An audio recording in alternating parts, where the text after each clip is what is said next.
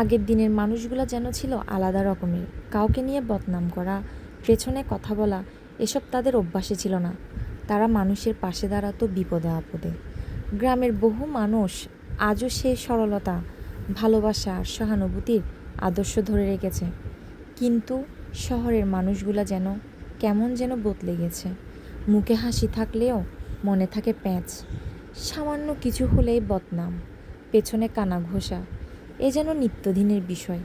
কারো ভালো লাগলে সহ্য হয় না, আর কারো কষ্ট দেখলেও শান্তি আসে না।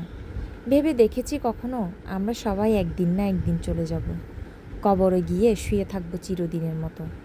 তবু কেন এত হিংসা, এত বিদ্বেষ?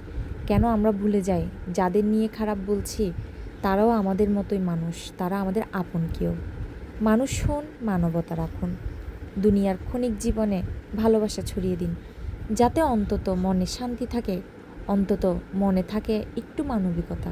আমার কথাগুলো ভালো লাগলে অবশ্যই ভিডিওটা শেয়ার করে মানুষের মধ্যে ছড়িয়ে দিবেন। আল্লাহ হাফেজ।